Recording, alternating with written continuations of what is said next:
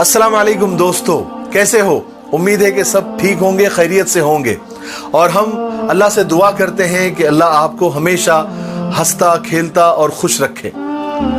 आज का किस्सा शुरू करते हैं और आपको ये किस्सा पूरा सुनना है, थोड़ा सा भी मिस नहीं करना है। अगर आपने इसको मिस कर दिया तो आप बहुत कुछ मिस करने वाले हो। तो किस्सा ये है कि एक अल्लाह वाले कई रास्ते से जा रहे थे, तो एक गली से उनका गुजर हुआ।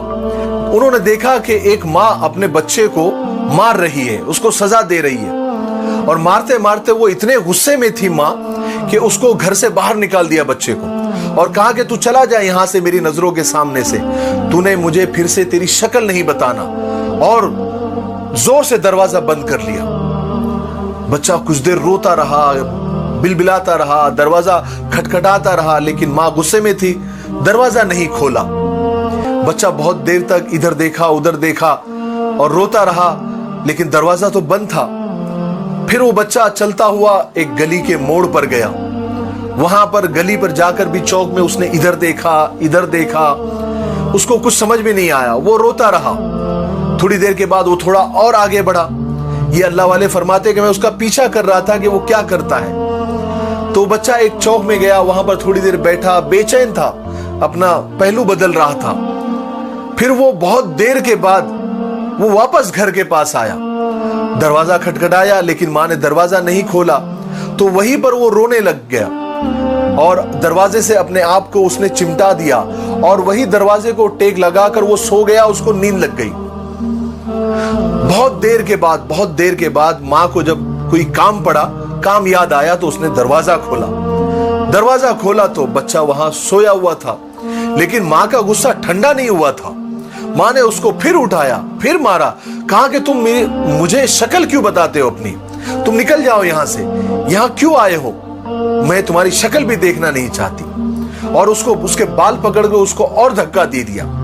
वो बच्चा दूर जाकर गिरा, लेकिन फिर उठा, अपने दामन को झाड़ा और माँ से आकर लिपट गया और कहने लगा, माँ तूने जब मुझे मारा था तो मैंने सोचा कि मैं कहीं चला जाऊंगा, कहीं कुछ खा लूंगा, कहीं रह लूंगा। मैं गली में गया, उस चौक में गया, वहां गया, यहां गया।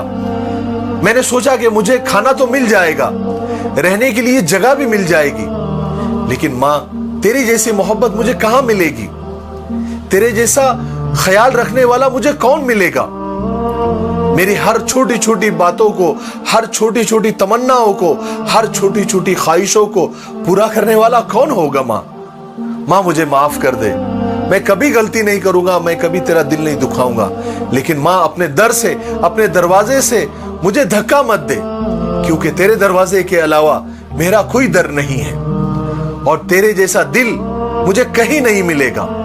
माँ मुझे अपने घर में ले ले, माँ मुझे अपने आगोश में ले ले, माँ मुझे अपनी गोद में ले ले, मैं तुझसे बिछड़कर कहीं का नहीं रहूंगा। ये सुनकर माँ का दिल मोम हो गया और उसको अपने सीने से चिमटा लिया, उसको अपने सीने से लगा लिया और रोने लगी, कहने लगी कि बेटा, जब तुझे मालूम है कि तेरा मेरे सिवा कोई नहीं है, तो फिर तू मुझे सताता क्यों है, परेशान क्यों करता है, मेरी नाफरमानी क्यों करता है, जो मैं कहती हूं वो तू क्यों नहीं करता है। तो आइंदा से वादा कर कि जो मैं कहूंगी तू वैसा ही करेगा, तो मैं कभी तुझे अपनों से दूर नहीं करूंगा। वो जो अल्लाह वाले ये सब देख रहे थे, उनके आंखों से आंसू जारी हो गए, वो रोने लग गए और कहने लगे कि काश बंदे भी अपने रब से, अपने पैदा करने वाले से ऐसे ही माफी मांग ले, तो वो रब और वो अल्लाह, वो खुदा तो अपने बंदों से 70 माओं से ज्यादा मोहब्बत करता है, वो भी ऐसे ही माफ कर देगा। और बंदों को खुदा के दर के अलावा कौन सा दर है। याद रखें, अल्लाह बंदों से 70 माओं से ज्यादा मोहब्बत करता है। हमारी सिर्फ हाथ उठाने की देर है, गिड़गिड़ाने की, बिलबिलाने की देर है। खुदा हमें माफ कर देगा। हमारे मांगने में देर हो जाएंगी, लेकिन खुदा के माफ करने में कभी देर नहीं होगी। इसलिए मेरे भाइयों, हम चाहे लाख गुनहगार सही, लाख नाफरमान सही, लेकिन अल्लाह ताला की रहमत के आगे वो गुनाह कुछ भी नहीं है। बस एक सच्चे दिल से एक आंसू बहाने की देर है, तौबा करने की देर है, रहमत खुदावंदी जोश में आएगी और हमें अपने गोद में ले लेंगी, अपने आगोश में ले लेंगी। ठीक है, मुझे उम्मीद है कि आपको ये किस्सा समझ में आ गया होगा। दुआओं में याद रखें और कल इंशाअल्लाह फिर एक नई स्टोरी के साथ, एक नए किस्से के साथ आपकी खिदमत में हाजिर होंगे।